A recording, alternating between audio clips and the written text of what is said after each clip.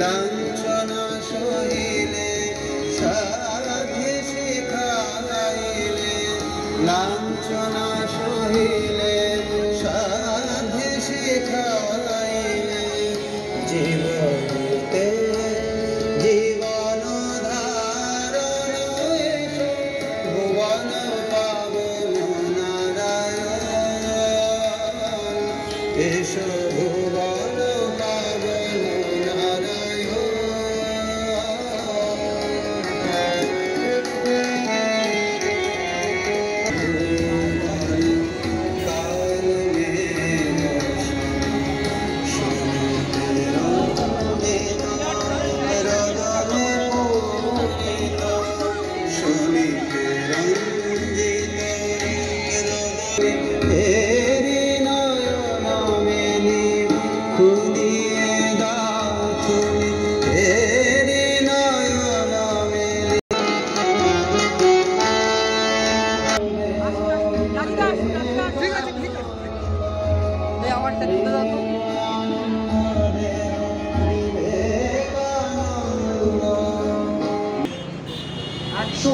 পাবন আমেরিকার চিকাগো শহর থেকে বিশ্বকে মাতিয়ে উন্মাদনায় যে মানুষটি বিশ্ব জয় করেছিলেন, সেই স্বামী বিবেকানন্দের প্রত্যাবর্তন যাত্রার আজ 129 বছর।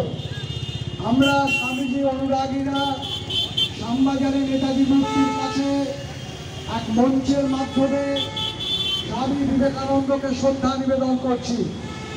কিছুক্ষণ বাদে এক বিরাট র্যালি রামকৃষ্ণ পথ মিশনের পরিচালনায় স্বামীজির অনুরাগীদের ভক্তদের সমাবেশের মধ্যে দিয়ে সেই পদযাত্রা ধীরে ধীরে এগিয়ে আসছে। সেই পদযাত্রা স্বামী বিবেকানন্দের বাড়িতে কিছুক্ষণ স্থায়ী হবার পর বিধান সরণি ধরে ধীরে ধীরে শ্যামবাজারে ভূপেন্দ্র সেদিনেও সেখান থেকে চিতপুর কাশীপুর হয়ে আরামবাজার মঠে গিয়ে পৌঁছবে। আজ থেকে 129 বছর আগে স্বামী বিবেকানন্দ যখন চিকাগো ধর্ম সভাসভায় যাকে প্রথমে প্রবেশ করতে দেওয়া হয়নি, পরবর্তী সময়ে তিনি প্রবেশ করেছিলেন, অল্প সময় দেওয়া হয়েছিল, কিন্তু স্বামী বিবেকানন্দ তার ভাষণ তিনি সময় পর সময় চালিয়ে গেছিলেন। আজকে আমরা ভারতবাসী হিসেবে গর্বিত। ভারতবর্ষের যে প্রান্তেই থাকেন, যদি আপনি বিদেশে যান, আপনার কিন্তু পরিচয় ভারতবর্ষের স্বামী বিবেকানন্দ। আজকালকার অগণিত মানুষ যারা আজকের এই মিছিলে আসছেন, পদযাত্রায় আসছেন, তাদের মূল লক্ষ্য নতুন ভারতবর্ষ গড়া, ভারতবর্ষের মানুষগুলোকে গড়ে তোলা।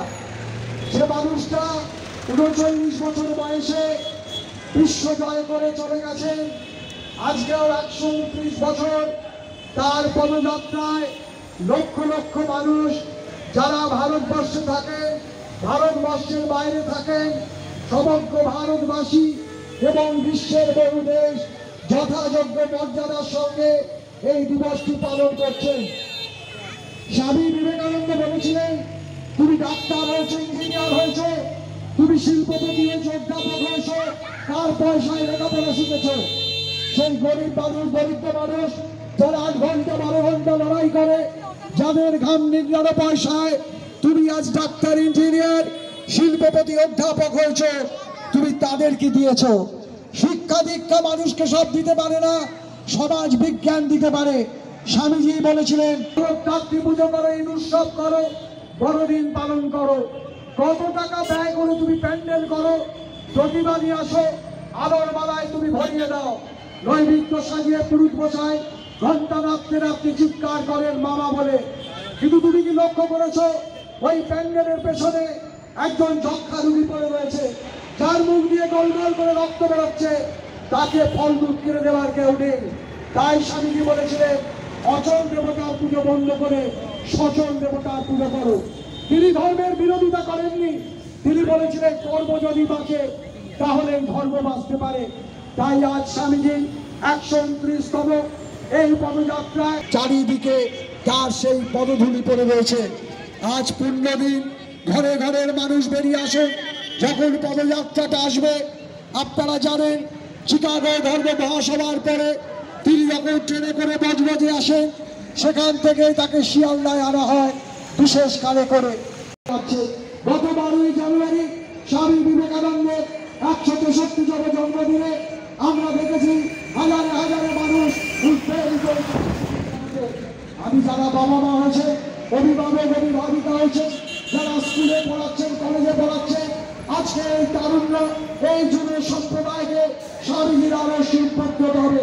আমার বলতে বিধানে আমেরিকাবাসীকে সারা পৃথিবীতে বহু ধর্মাবলম্বী মানুষ গেছিলেন, কিন্তু স্বামীজির সেই যাকে কলকাতা শহরের মানুষ, ভারতবর্ষের মানুষ নয়, শুধু 12ই জানুয়ারি নয়, শুধু 23শে জানুয়ারি নয়, শুধু 2 অক্টোবর নয়, শুধু 15ই আগস্ট নয়, প্রত্যেকটা দিন স্বামী বিবেকানন্দের, নেতাজি সুভাষচন্দ্রের এই ধারাকে বজায় রাখতে হবে। আমাদের দেশের কৃতি সন্তান রাজের মননে স্বামীজি রয়েছে, শুধু তার প্রকাশ, তার বিজ্ঞানটা আমাদের ছড়িয়ে দিতে হবে।